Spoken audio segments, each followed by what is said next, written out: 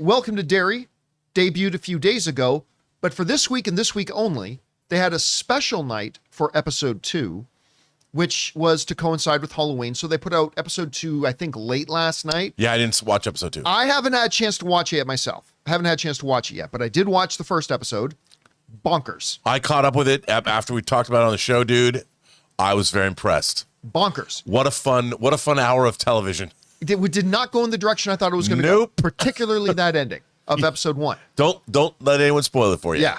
So it turns out, Rob, you and I were not the only ones watching it because according to a new story in the Hollywood Reporter, the ratings. Now, I want you to think about this, about the long storied history of HBO. Third biggest opening of any HBO show ever. This is what they wrote. TV ratings. Welcome to Derry scares a big premiere audience with 5.7 million on cross-platform. It says the premiere of Welcome to Derry enticed a lot of viewers back into Pennywise's clutches. The HBO series debuted to 5.7 million cross-platform viewers measured over 3 days, making Welcome to Derry the third biggest series debut in HBO history. It trails only the premieres of House of the Dragon, which is no surprise, which had nearly 10 million day one viewers in 2022, and The Last of Us, which opened to 4.7 million on its first night in 2023, and moved well past 5.7 million views in the following days. All right, listen, I'm just going to say right now, I'm shocked. I really am. I thought it was good, but nobody had seen it yet to know that it was good.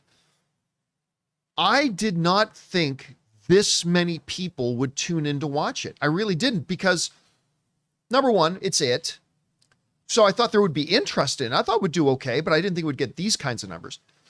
The second reason is because I don't think the trailers for Welcome to Derry have been very good. I don't think they've been terrible. Right. But I don't think personally, I don't think the marketing for Welcome to Derry has been all that much to write home about. And it's horror. And so I expected decent numbers for it, but I wasn't ready to see just how many people would tune into it. Again, it's a far cry from, House of the Dragon's debut numbers, but still for an episode 1. And here's the important thing, Rob. The people who watched it liked it. So this could be one of these situations where, next week when we get the week 2 numbers, I'm kind of expecting this thing to just, in the words of K-pop demon hunters, go up, up, up. You didn't think I'd work in a K-pop demon hunters quote today, did you? Well, so there we go. So I'm kind of stunned by this. Anyway, Rob, are you surprised, not surprised by these numbers? And what do you attribute it to that this show got like this many people tuning in? Everyone floats on HBO, I guess. No, you know what I think it is? People love it. They love it, and you've got the people that saw the Tim Curry version of Pennywise in the TV miniseries in the 90s, and then the Muschietti, the 1-2 punch of it, parts 1 and 2. I mean, I liked it part 1 better, but I still think that those are really great. I mean, in terms of big budget studio horror fare, you don't get much like that. Horror is traditionally more of a low budget thing. Yeah. Those movies are these rich, textured, horrific, really great time at the movies. And I think that it's because people love it. And I think perhaps retitling the show to Welcome to Derry. Well, yeah, a lot of people might forget it. For the longest time, it was just going to be called Welcome to Derry. Yeah. And then I feel like it was just within a week or two that it released that they actually changed the name to Well, Welcome to Derry. Isn't there a show called The Derry Girls that are about Irish chicks? Like it's like a BBC show or something. I'm not a subscriber to BBC. I know, but I think that there's something like that, and I think that was the smartest thing they could have done was brand it with it. I think that was a really good idea. Once people knew, like, oh, there's an It TV series, why not? And I think, and look, there's even in the trailers, you got to see the bus to Shawshank Prison. The whole thing is full of Stephen King Easter eggs. And it's just a lot of fun. And they didn't pull their punches, John. Oh, no, they did not. They didn't pull their punches. No. I thought the show was going to be kind of a slow burn. Well, not that first episode. Maybe the rest of it is, but I think that I think people were excited. You know what? Plus, it was Halloween week. The second act was a slow burn, and Yeah.